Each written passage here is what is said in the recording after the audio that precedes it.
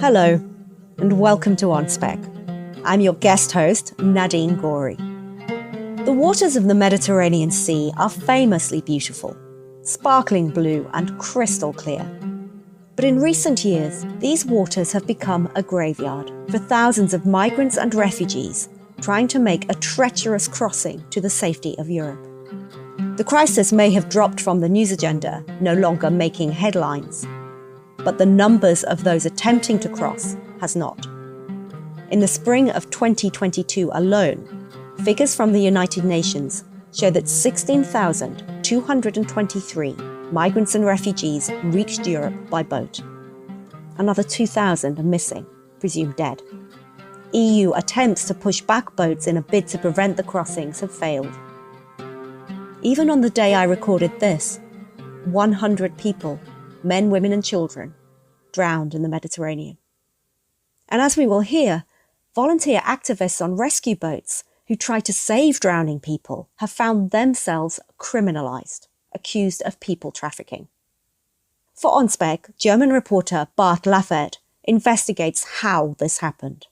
The Spy on the Med is an outstanding and deeply moving investigation that takes us quite literally out to sea.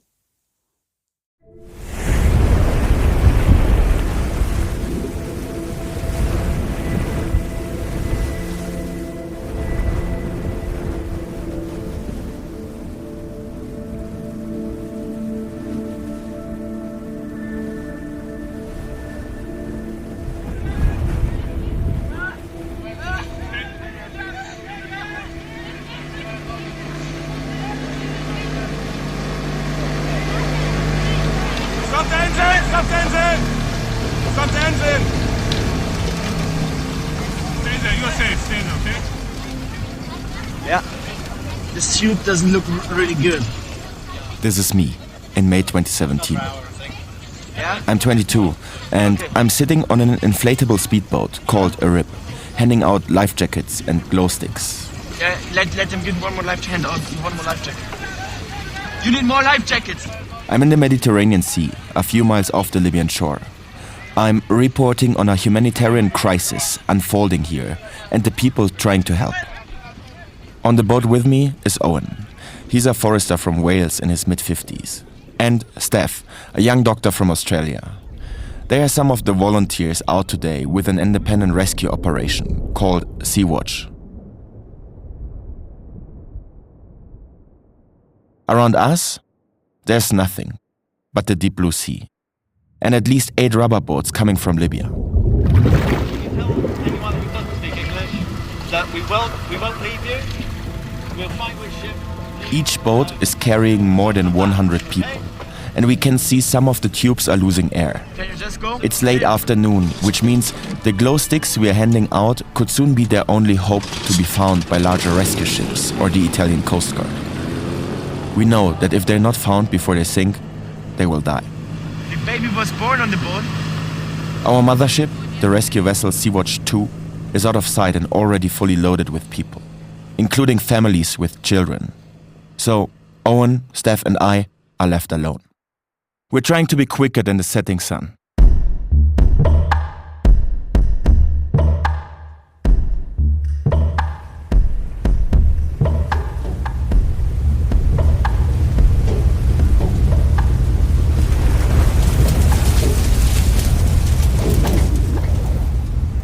I spent that night on the deck of the ship with those who survived.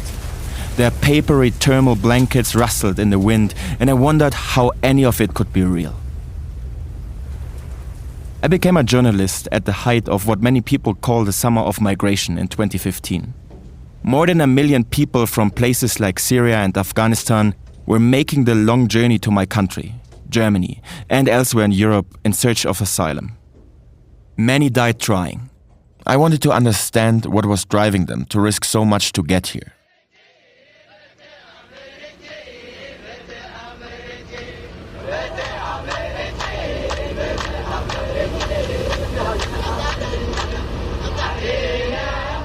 The next day, we're back on the deck of our fully loaded mothership.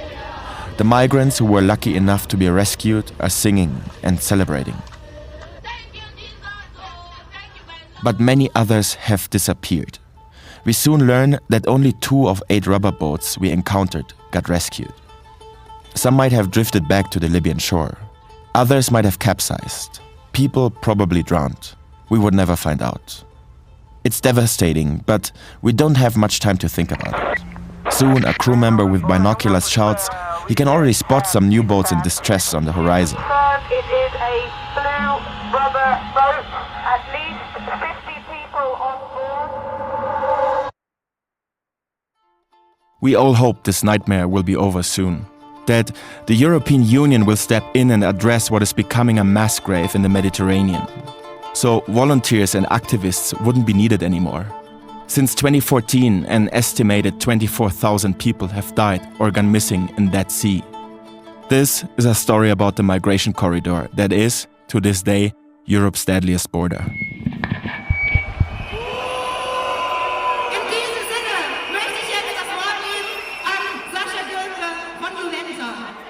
It's 2018, 1 year after the Sea-Watch rescue mission. I'm at a demonstration in central Vienna.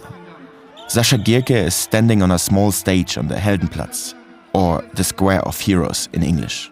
He's a 38-year-old German activist with short brown hair. And he's here to talk about how he and his friends hope to help a mounting refugee crisis on the Med by operating a small rescue ship called the Ep03. I was aware that the situation was polarizing. And how they wound up facing up to 20 years in prison instead. But really, we were just putting a simple question on the table. Do we let thousands of people die or do we try to save them? And which side do we want to be on?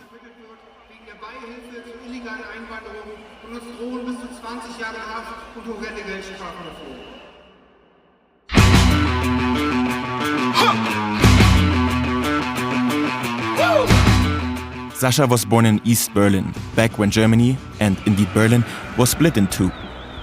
It was a time of tension and strife. Many people from communist pro-USSR East Germany were trying to cross over to the wealthier West. Some were arrested or killed in the process. Sascha grew up with socialist parents who supported the regime of East Germany, the GDR. The wall, he says, was referred to as protection, not as deterrence. Seeing the wall and the GDR as a whole collapse, that's what shaped him. My social context was confronted with a choice. Joining the right-wing or even fascist groups of friends, or on the other hand, joining the punks, the gothies and the hip-hop people. He chose the latter. As a young man, he got involved in anti-fascist actions, like squatting empty houses. Then he became a paramedic with the Berlin Fire Department. Later, he got into what we in Germany call Fluchthilfe, or escape aid in English. In other words, helping people cross borders and reach their final destinations.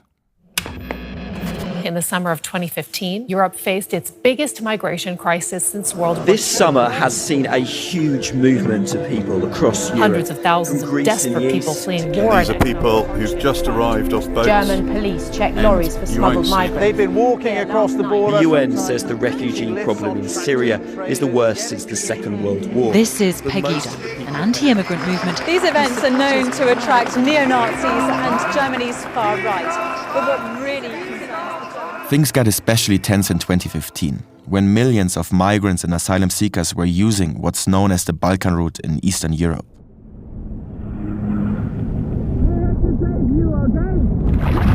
Are you good? Oh, good. Hello. Is everyone okay? Yeah? Sascha boarded a rescue ship with Sea-Watch for the first time that year. The Italian government's rescue mission, Mare Nostrum, had just been terminated. It has saved hundreds of thousands of people coming from North Africa to European shores on small boats. But politicians argued it was attracting more migrants to make the dangerous journey. Big organizations like Save the Children and Doctors Without Borders began sending their own ships to fill the gap. Small grassroots organizations also threw their boats into the mix, including the Ep03. In 2016, the crew asked Sascha to join their operation. I mean, in the beginning, it was a circle of friends and students. and they had this beautiful idea to buy a ship and to organize their own rescue missions. Sasha says the Juventus crew were a bunch of young idealists who earned a reputation of being a sort of punks of the sea. Their purpose was to save lives, but also to shine a light on the governments who were failing. The ship took also more risks. Crew members were okay with disobeying rules if it meant saving lives. They didn't have donors to consult. Crew members volunteered their time. It meant morality was really the only motivation that mattered. That, and being in the right place to receive people who were making this dangerous crossing. I mean, it's called search and rescue and not wait and rescue. For us, it meant to be in the area where we expected people to cross. So this were usually between 15 and 12 nautical miles off the Libyan shore, so that's only 25 kilometers. But there was a line rescue ships were told they couldn't cross. The border between Libya and all of Europe. Or as Sasha describes it, an invisible line in the middle of the sea. You are there to find people in distress, and we always thought, hey, that's neither legal nor right to just wait in front of this imaginary line. European and Libyan authorities claimed it was illegal to navigate into Libyan waters. They also argued migrants had barely left the shores of Libya, so picking them up there amounted to facilitating illegal migration. Sasha and the Juventa crew argued maritime laws superseded those national laws and required them to save people in distress. The limit was also much more of a political hurdle than a legal one. And many other rescue ships felt intimidated by this narrative around the border and were therefore reluctant to cross it. But the Juventa did. And for almost a year, European public opinion sided with them. These young sea punks were even invited to collaborate with rescues run by European maritime authorities. All told, some 24,000 people were helped by the Juventa during its year in operation. The people we rescued were taken and brought to the European mainland. And there were Navy vessels supporting us, sometimes even refusing to leave the scene as long as we still had the people on board. And also the Italian authorities, who were coordinating the rescues at the time, responded quite well to our calls at the beginning.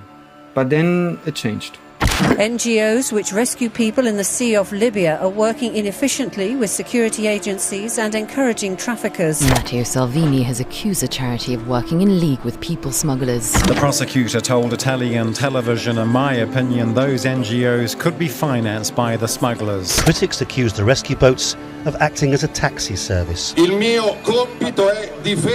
My task is to defend the borders of this wonderful country. We cannot become a refugee camp. Slowly, imperceptibly at first, the mood began to tip. One of the first victims of the change were rescue NGOs. Leaders from the European border agency Frontex accused these rescuers of luring migrants from Libya into the deadly Mediterranean trap. Conservative and right-wing politicians across Europe soon followed, publicly railing against these sessions with the same unsubstantiated accusations. At the forefront of this was the Italian radical right-wing politician and Interior Minister-to-be, Matteo Salvini.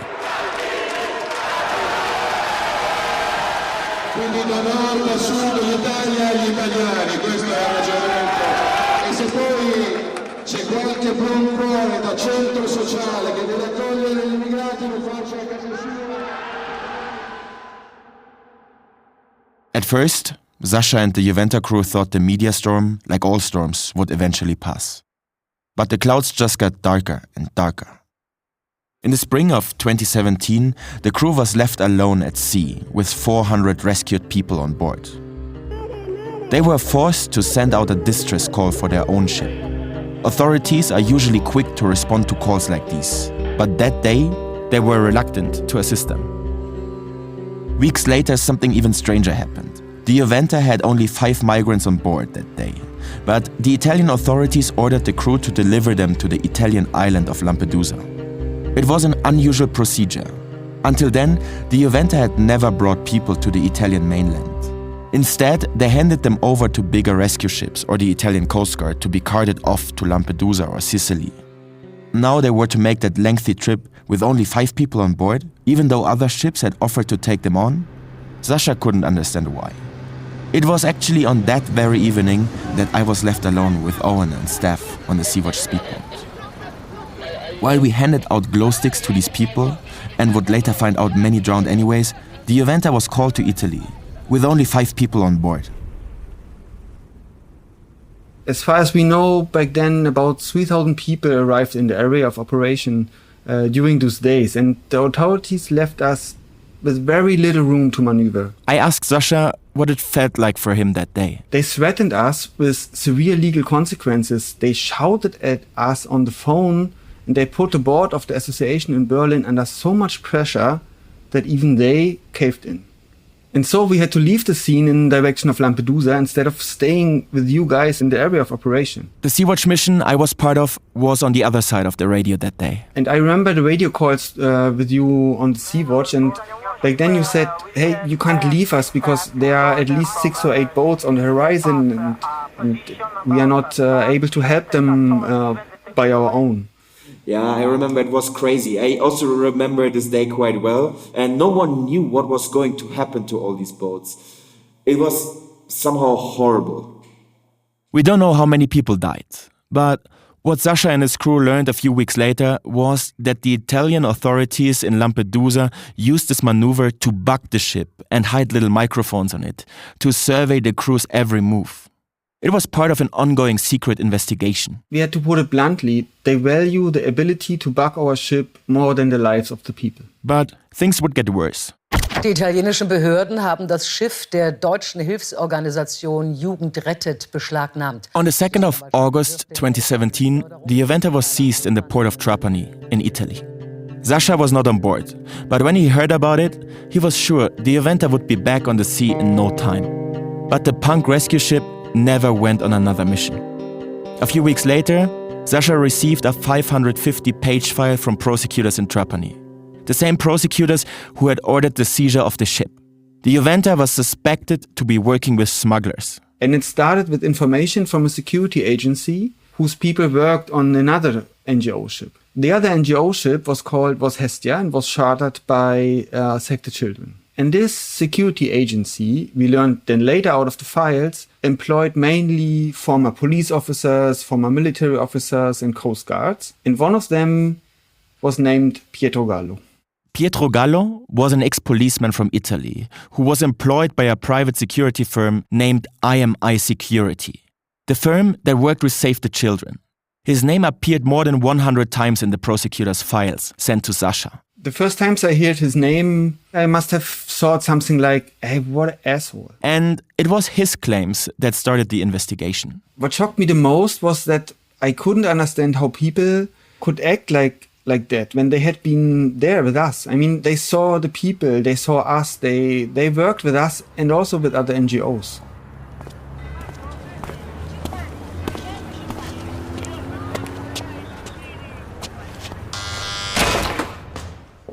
Mi chiamo Gallo Pietro, ho 46 anni. And that's Pietro Gallo. I reached out to him on WhatsApp, asking if he would be up to chatting in person. I was surprised when he agreed. We meet in a small basement office in Rome. He's a small man with thinning grey hair slicked with gel. He says he's 46 years old, living in Rome. In September 2016, he got hired by a security company to work on the Save the Children rescue ship. He worked there until the 2nd of August 2017. That's the day the Juventa got seized. The day that Juventa was put under seizure, my name was out on all the Italian media, and probably all the international newspapers as well, pointing their finger at me, saying that the reports that led Juventa to seizure came from me and from Lucio Montanino. Were they right, pointing at you? Was it right that you were the initiator of that report that led to the seizure of the Juventa? Yes, it was true. From the beginning, he wants to make it clear. He's not a bad person. He's not a right-wing extremist, as the media has sometimes portrayed him. He wants to prove it, so he opens his laptop. He shows me videos of some of his rescues. He's carrying a baby up an emergency ramp to a cargo ship. In another scene, he's in a red life jacket and a white helmet, helping another rescuer to hoist an unconscious man onto a speedboat. We see him resuscitate the man by mouth, probably saving his life. He says during his time on the Save the Children ship, dubbed the Vos Hestia, he was only trying to help. To me, it seems like he agreed to this interview in order to mend his reputation and to explain a crucial event in September 2016. Back then, Gallo had just started working in the Mediterranean. He saw the Juventa during his first few days at sea. I thought it was a migrant ship, because it was filled with people hanging from every corner. I thought that one was the ship we had to rescue. Gallo says the Juventa crew was braver than anyone else he'd ever met at sea. Their boat was smaller than the others, but operated closer to the Libyan shore. At the same time, he says, it seemed a bit dodgy. Then, on September 10th, 2016, he observed something that he thought looked suspicious. And then I saw the rib, from my position on the sea. But the rib had already been emptied. Again, a rib is a rubber speedboat used in the Med by rescue missions, like the Juventa. It was not full. The rescue had been done already. The migrants were all disembarked on Juventa. And this Juventa rib was doing something dodgy with this migrants' rib. Because then I saw another boat like this dragging this empty rib back to the shore. In his report to the Italian police, Gallo describes seeing two men with dark complexions setting off from the Juventa in a rubber dinghy and heading for the Libyan coast. To Gallo, this was the proof that the rescuers on the Juventa were working hand in hand with smugglers. Soon, it's how everyone who disapproved of NGO activities in the Mediterranean would see it too. Sascha has another explanation. He says his crew wanted to transfer the people from the rubber dinghy to the Save the Children ship that Gallo was on. He says his crew towed this dinghy away from the ship so that it wouldn't get in the way. And the people driving the dinghy away, the ones Gallo described as having dark complexions, they weren't smugglers. They were members of the Juventa crew. Sascha also told me that the dinghy did not head towards the Libyan coast, as Gallo claims. It was actually destroyed by the rescuers at a distance from the scene. It was a typical procedure at the time, done to make sure empty boats do not cause confusion among the rescuers. To prove their version of the events, Sascha and his crew turned to a British research group called Forensic Architecture. The group reconstructed the scene with the help of pictures, videos, and location tracking from the boats on the scene that day. The group concluded there was no evidence of collusion or collaboration between the Juventa and any smuggling operations. So how did the Italian judiciary get this so wrong? The trouble started with how Gallo and his colleagues reported. We had no idea who had authority there, Gallo says, because we were 12 miles off the Libyan coast in the middle of the sea. Gallo and his colleagues wondered, who should they tell about a crime you thought you saw in the ocean? Without an obvious prosecutorial office to turn to, back in September 2016, Gallo and his IMI security colleagues sent an email to the Italian Military Intelligence Service. Gallo shows me a copy of the email on his phone. It reads, "The Juventa seems to be a clear objective for smugglers who leave Libya with boats full of migrants. This leads to the assumption that there is complicity between the Juventa ship and the smugglers." But Gallo says they never received a response from the intelligence service. So they turned to people, Gallo says he believed, were genuinely interested in solving the migration problem on the Mediterranean. Italy's opposition parties. They reached out to two parties, the left-leaning protest party 5 Star Movement and Lega, the right-wing populist party based in Milan. That's the one that called them back. So Gallo and his colleagues were connected with Lega's leader Matteo Salvini. He, the same man whose inflammatory and racist rhetoric would take over European politics 2 years later. When Gallo and his colleagues reached out, Salvini called back right away with some questions.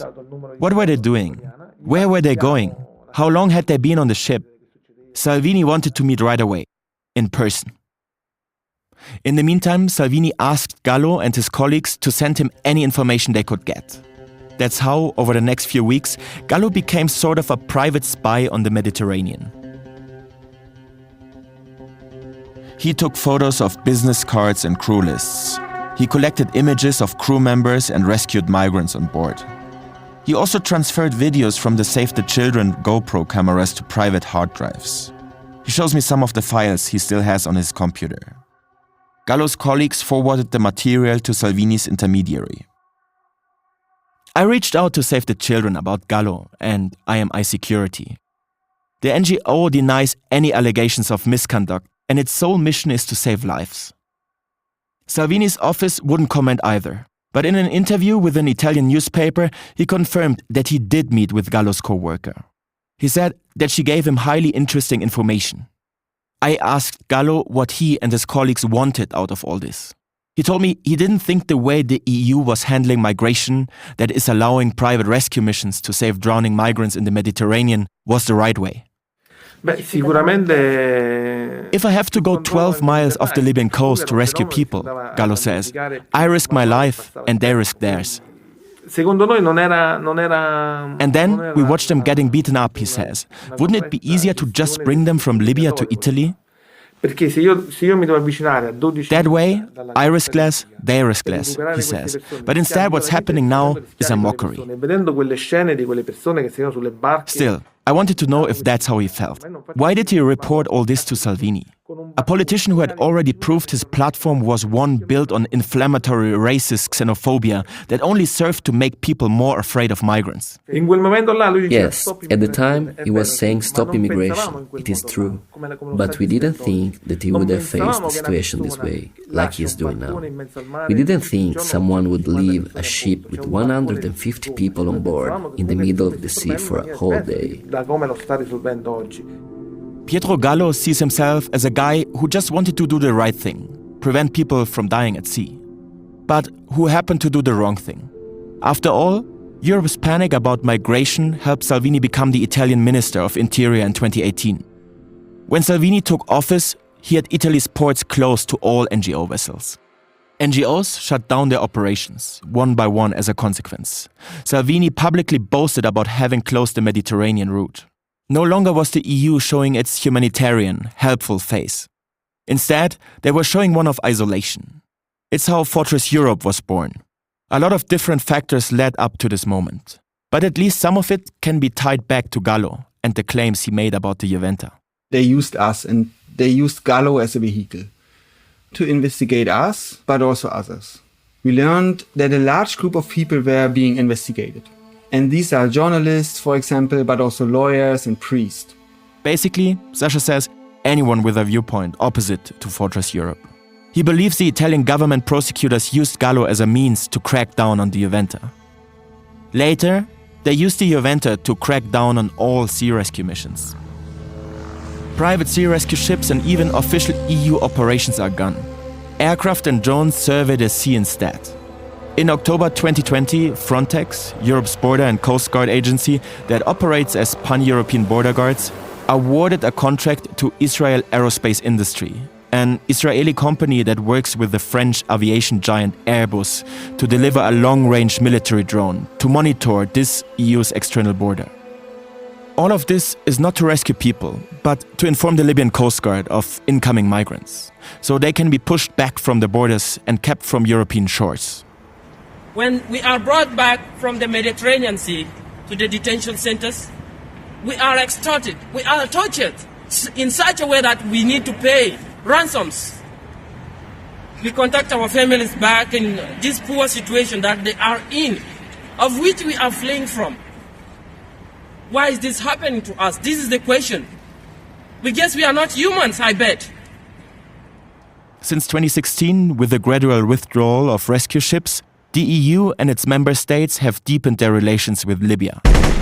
That's the Libyan Coast Guard, firing warning shots at a Spanish NGO ship, Open Arms, as it tries to come to the aid of migrants 13 miles off Libya's coast. Just a few weeks before we met, Pietro Gallo saw a news report about a missing boat in which everyone on board was presumed dead. He feels responsible for the situation now, and also confesses that, in retrospect, he never actually witnessed an NGO collaborating with traffickers. That was always just a hunch. He pulls out of his pocket a copy of a hate letter he received with crosshairs drawn at the top. In all caps in Italian it reads, "Shit, shit, shit. 2018, 1,800 people dead." Below that are the names of 4 people who the author holds responsible for these lost lives. Gallo and Salvini are both listed. A shiny golden bullet was taped to the letter. The original is in the hands of the police investigators in Rome. I have so many questions about Gallo.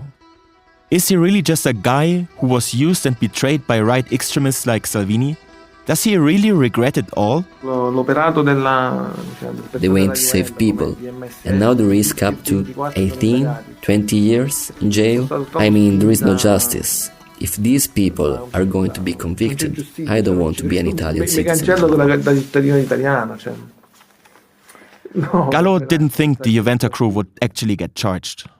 But in March 2021, Italian government prosecutors in Trapani pressed charges against 21 activists from 10 different organizations. Among them were 4 members of the Juventa crew. One of them is Sascha. Officially, he's accused of aiding and abetting unauthorized entry into Italy. The prosecutors argue that the people rescued were never in distress, but that there was an arrangement between the activists and the criminal networks in Libya for the sole purpose of people smuggling. A preliminary hearing is set up for him and the other rescuers in May. If convicted, they face up to 20 years in prison. How does it make him feel? I want to know from Sascha. Angry. Most of all angry. And it's just incredible how much energy and resources it takes. Not only for me, but also for all the friends and comrades who are supporting us and the lawyers. Still, Sascha says this isn't really about him. We are not the ones who are suffering the most, We are not the ones who are the most at risk. These are the people on the move themselves. I wanted to know whether after all this, did Sascha have any regrets? The only thing I regret that we didn't stay with you at the scene and that we followed the call by the Italian authorities back to Lampedusa.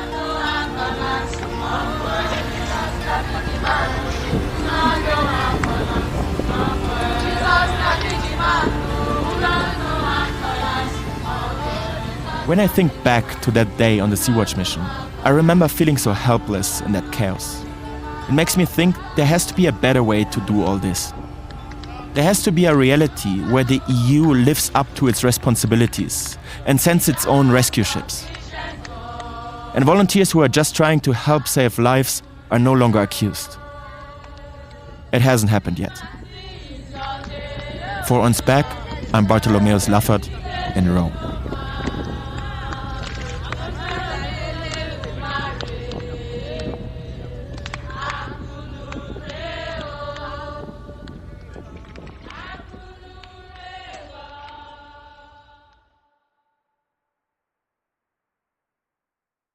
The trials of those featured begin this May. The outcome may dictate the future of refugee activism in Europe. The Spy on the Med was reported by Bart Laffert. It was produced by Moritz Heidegger, who also composed and produced the music. Story editing by Elisa Resnick, Margot Ben, and me, Nadine Gori. Additional reporting by Daniela Sala, and voiceover by Adria Baldi. The song Suka was courtesy of the band Yoko Homo. You can hear more of them on Spotify or on Insta at yokohomo_official. Join us at OnSpec next Sunday. We have an Instagram Live with the team behind The Spy on the Med. It stands to be a fascinating conversation. I very much look forward to seeing you there. You've been listening to OnSpec.